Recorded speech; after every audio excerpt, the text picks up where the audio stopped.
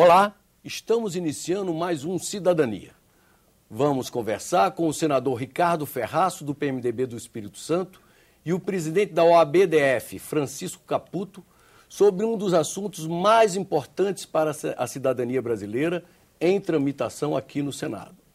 Incorporando sugestão feita pelo ministro César Peluso, presidente do Supremo Tribunal Federal, o senador Ferraço apresentou uma proposta de emenda à Constituição permitindo que qualquer processo judicial julgado em segunda instância possa gerar efeitos imediatos. Essa proposta tem provocado muita polêmica no meio jurídico. E eu começo nossa entrevista perguntando ao senador Ferraço o que o fez apresentar a PEC do recurso, que o senhor detalhasse um pouco melhor para os nossos telespectadores o conteúdo da PEC. Armando, eu estou na política há muitos anos. Iniciei a minha caminhada ainda como vereador, fui deputado estadual, fui deputado federal, fui vice-governador, tive a oportunidade de exercer o governo muitas vezes no estado do Espírito Santo. E agora aqui no Senado, eu, além da inspiração do ministro Peluso, eu trago uma constante e permanente reclamação de muitas pessoas, pessoas comuns, pessoas do dia a dia, pessoas que pedem que a gente procure adotar iniciativas para fazer a justiça um pouco mais veloz. Já dizia Rui Barbosa que justiça que atrasa não é justiça, senão injustiça manifesta e declarada. Então, chegando ao Senado e assistindo à manifestação do presidente do Supremo Tribunal Federal, na abertura do ano do Judiciário, eu fiquei impressionado com os dados e com os números que o ministro Peluso apresentou. Dados e números que são consequência de um detalhado estudo feito pela Escola de Direito da Fundação Getúlio Vargas, coordenada pelo professor Joaquim Falcão.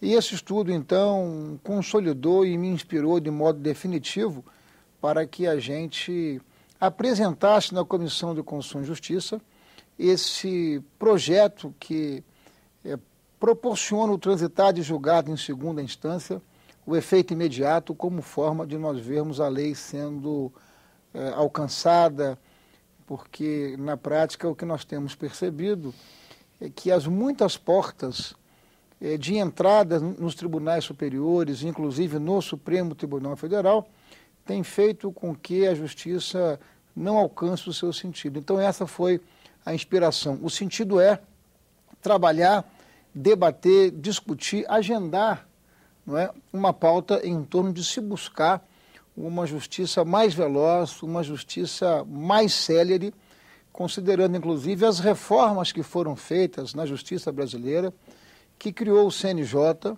não é, que criou a súmula vinculante, que criou o Instituto de Repercussão Geral, que avançou. Mas eu acho que nós precisamos avançar mais e essa minha iniciativa tem esse sentido, de fazer com que a justiça possa ser mais veloz. Doutor Caputo, as críticas à PEC dos recursos, como ficou chamada a PEC apresentada pelo senador Ricardo Ferraço, têm recebido críticas especialmente por parte dos advogados. Como é que o senhor, como presidente da OAB-DF, se posiciona diante da PEC dos recursos?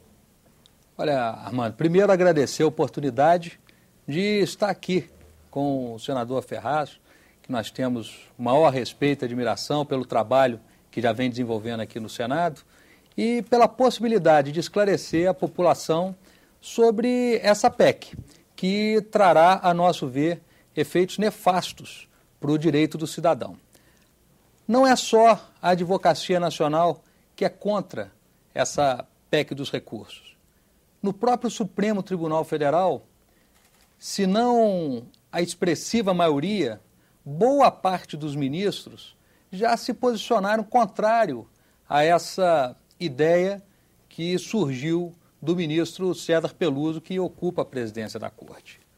Nós compreendemos e até concordamos com a premissa que inspirou a elaboração do texto dessa PEC. Realmente, o senador foi muito feliz em lembrar uma lição do Rui Barbosa, que dizia que justiça tardia é tudo menos justiça.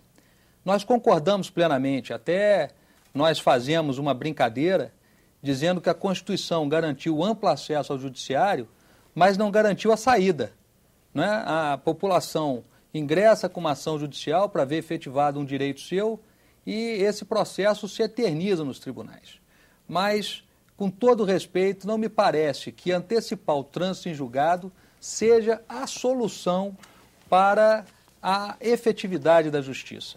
A nosso ver, a gente precisaria, inclusive, deixar por mais algum tempo gerar efeitos, instrumentos valiosos que o legislador colocou nas mãos do judiciário. E o senador também os lembrou com bastante pertinência.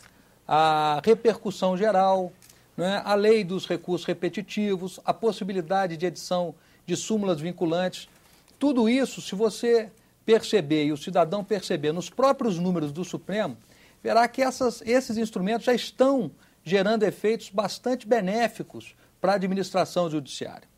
Mas antecipar o trânsito em julgado, possibilitando a execução de uma pena ou de uma indenização antes dos tribunais superiores verificarem a pertinência dessas condenações, me parece bastante temerário. O custo social de se manter uma pessoa inocente presa antecipadamente, por exemplo, é muito maior do que deixar 100 criminosos soltos. Caputo, mas é importante, de alguma forma, esclarecer que nem sempre foi como é. Até os anos 60, uma decisão de primeira instância ou de segunda instância, você cumpria e depois você ia fazer o recurso. Não é? Isso foi alterado dos anos 60 para cá. Então, se nós considerarmos a história, nós vamos perceber que o Brasil e que o direito no Brasil... Eu não sou advogado, eu sou apenas uma pessoa que exerce mandato parlamentar e que tem a necessidade de ter muita sensibilidade para com os reclamos da sociedade. Isso me parece ser um conceito, enfim, do direito positivo. Somos nós, homens, que estamos, de alguma forma, incorporando essa temática nova, até porque a Constituição Federal fala em duplo grau de jurisdição. E, na prática, nós estamos operando com 4 graus de jurisdição no país. E a PEC respeita o segundo grau, porque é só depois da decisão coletiva. A PEC fala em primeira e segunda instância. A PEC transfere maior responsabilidade para os tribunais de justiça, porque já foi tomada uma decisão em primeiro grau pelo juiz da comarca, já foi tomada uma decisão em segundo grau pelo Tribunal de Justiça, então pode ter o recurso, mas você vai ter a efetividade do julgado e transitado, porque os números, os dados da Fundação Getúlio Vargas apontam que de cada 10 recursos, aliás, essa é uma observação, o nosso Supremo deixou de ser uma corte constitucional para ser uma corte recursal. Não é? De cada 10 recursos que o Supremo julga, 9 o Supremo confirma uma decisão em segundo grau. O que nos leva a analisar com alguma incerteza se os recursos não viraram, de certa forma, uma estratégia, não é, para procrastinar, para prorrogar uma decisão. Vejam a afirmação do jornalista Pimenta Neves, que após 11 anos, após mais de 20 recursos, ao ser preso por um crime bárbaro, o que disse? Estou sendo preso porque os recursos esgotaram. Pois é, esse caso mesmo do Pimenta Neves, senador, a nosso ver, ele não serve de parâmetro, porque dos 11 anos de tramitação, e aqui é bom esclarecer para o nosso telespectador que ele tramitou numa corte especial, que é o Tribunal do Júri, 9 anos ele tramitou perante a Justiça de pela Justiça de Primeiro Grau e pelo Tribunal de São Paulo. Em Brasília ele ficou menos de 2 anos e meio. E os números que o senhor mesmo apresentou, dizendo que de 10 recursos, 9 são confirmados pelo Supremo, indica que 10% dos recursos são providos.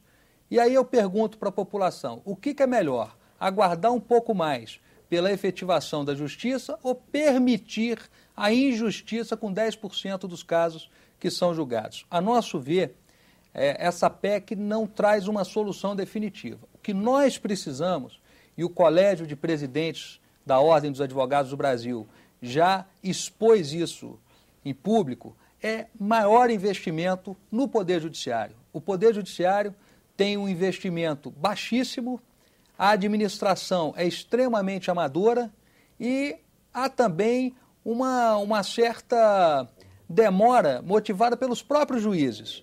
O senhor sabe que os juízes hoje gozam de 76 dias de férias.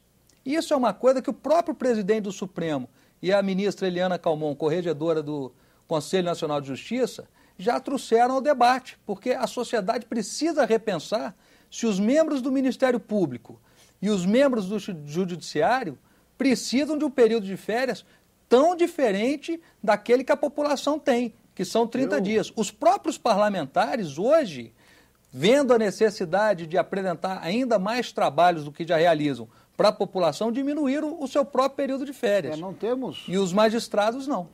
Não temos...